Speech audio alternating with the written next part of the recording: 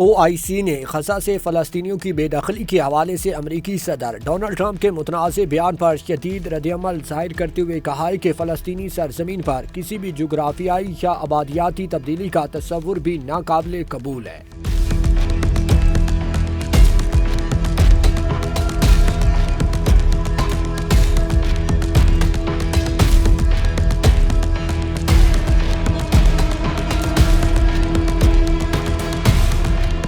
OIC کی جانب سے جاری کردہ بیان میں امریکی صدر ٹرمپ کے بیان کی سخت مذمت کی گئی اور اسے یکسر مسترد کیا گیا۔ بیان میں کہا گیا کہ فلسطینیوں کی زمین پر اسرائیل کی مبینہ خود مختاری کو کسی صورت میں بھی ترجیح دینا ناقابل برداشت ہے۔ ٹرمپ کے بیانات فلسطینی سرزمین پر جبری قبضے اور یہودی آبادکاری کے غیر قانونی اقدامات کی واضح عکاسی کرتے ہیں، جو اقوام متحدہ کی قراردادوں اور بین الاقوامی قوانین کی کھلی خلاف ورزی ہے۔ OIC کا کہنا ہے کہ ٹرمپ کے یہ بیانات نہ صرف خطے کے امن کو خطرے میں ڈالتے ہیں بلکہ اس سے استحکام کے امکانات بھی مکمل طور پر ختم ہو جاتے ہیں۔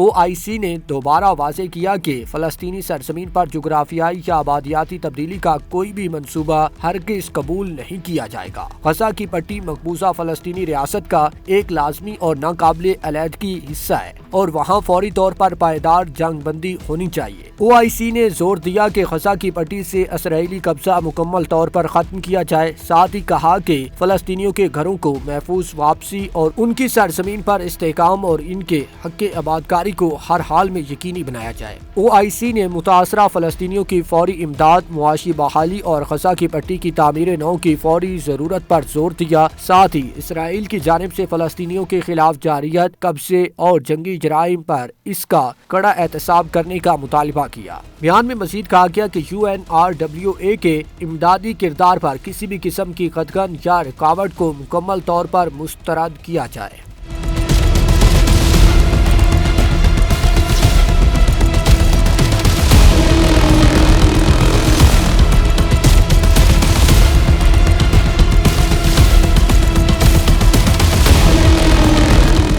ڈونلڈ ٹرمپ کے غزہ پر قبضے کے بیان پر دنیا بھر سے آنے والے شدید رد عمل کے بعد امریکہ نے وضاحت پیش کی۔ دوسری جانب امریکی وزیر خارجہ مارکو روبیو کا کہنا تھا کہ ٹرمپ نے غزہ کی تعمیر نو کی ذمہ داری لینے کی پیشکش کی ہے، تاہم جب غزہ کی تعمیر نو شروع ہوگی تو وہاں رہنے والوں کو عارضی طور پر کہیں اور منتقل ہونے کی ضرورت پیش آ سکتی ہے۔ انہوں نے مزید کہا کہ ٹرمپ کی پیشکش منفرد ہے اور اس پر سنجیدہ غور کرنے کی ضرورت ہے۔ وزیر خارجہ نے کہا کہ یہ پیشکش دشمنانہ نہیں ہے بلکہ خطے کی بحالی اور استحکام کے لیے کی گئی ہے۔ دوسری جانب وائٹ ہاؤس کے ترجمان نے بھی وضاحت دیتے ہوئے کہا کہ ٹرمپ کا غزہ میں امریکی فوج بھیجنے کا کوئی ارادہ نہیں۔ انہوں نے کہا کہ ٹرمپ فلسطینیوں کی عارضی منتقلی چاہتے ہیں تاکہ غزہ کی تعمیر نو کے عمل میں امریکہ کی مدد شامل ہو سکے، تاہم اس کا مطلب یہ نہیں کہ وہاں امریکی فوجی تعینات ہوں گے یا امریکی ٹیکس دہندگان اس منصوبے کی مالی معاونت کریں گے۔ یاد رہے کہ امریکی صدر ڈونلڈ ٹرمپ نے گزشتہ روز غزہ کی پٹی پر طویل عرصے تک قبضے کا اعلان کیا تھا۔